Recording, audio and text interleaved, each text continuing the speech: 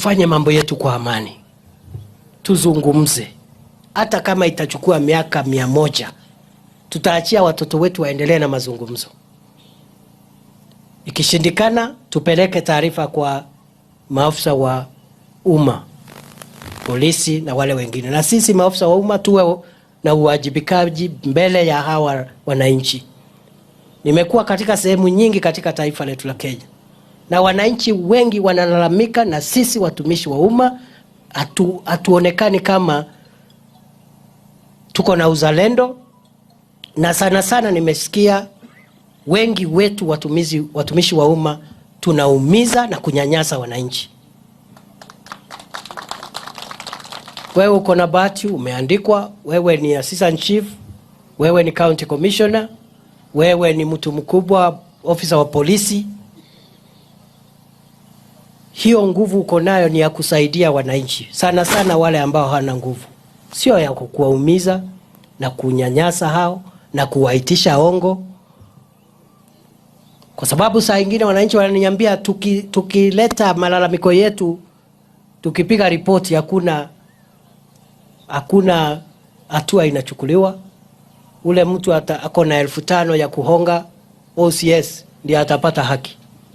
Hiyo lazima ikome.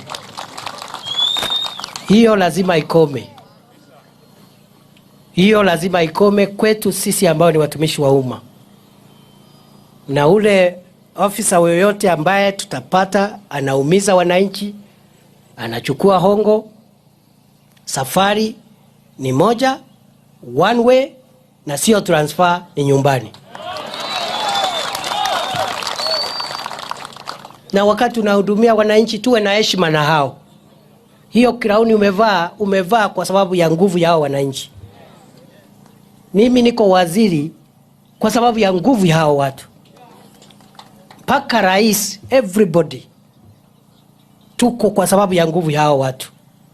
Ndio wenye nchi, tuwe na heshima na hao. Lakini hata nyinyi wananchi mpunguze ujeuri.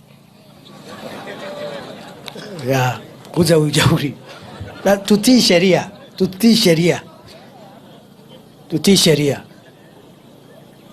Maafisa wa umma ambao wanaleta upendeleo wa kijamii lazima mkome.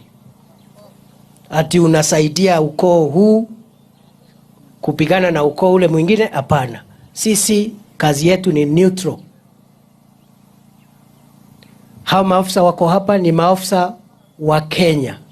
Kama ni jeshi la polisi, National Police Service, not Kericho Police Service, not Kisumu Police Service. It is National Police Service.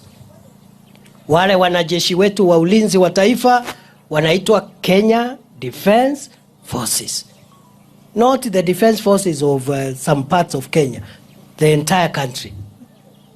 So hata hii shida mnawekeana hapa, ati unajua hapa tumesimama ni pande ya Kericho, ati hatutaki kuona gari ya Kisumu ya polisi ikifanya ikifanya patrol huku. Watu ya Kisumu nao wanasema hatutaki gari ambaye imetoka Kericho kufanya patrol huku. Kwani hawa polisi wako hapa ni wa Kericho? Ni wa Kenya. Kesho ndio atakuwa Kisumu. Ule ako Kisumu ndio atakuwa kesho Kericho na mahali kwingine.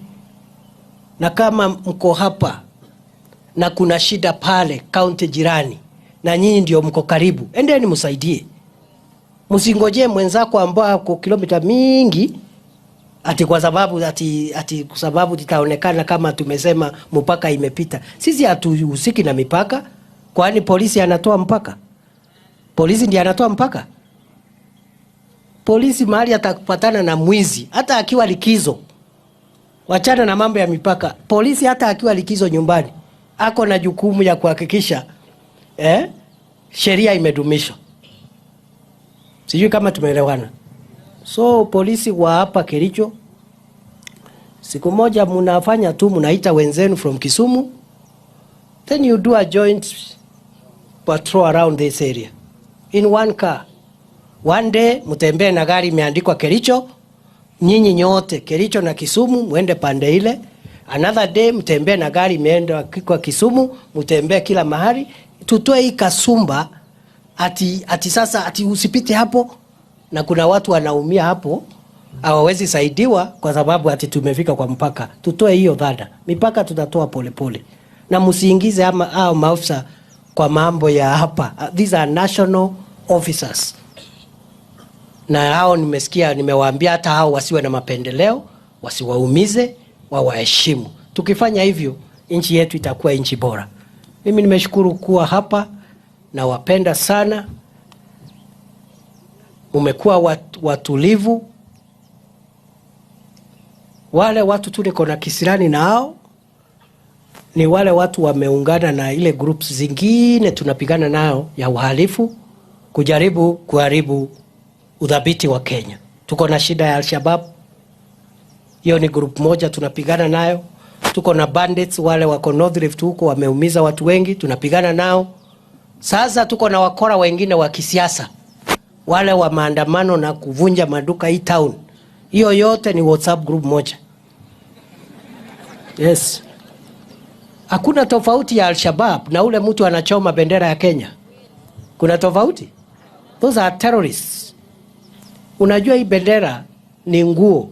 Lakini hiyo nguo, hiyo kitambaa ndio nembo la utaifa wetu. Siku ile hiyo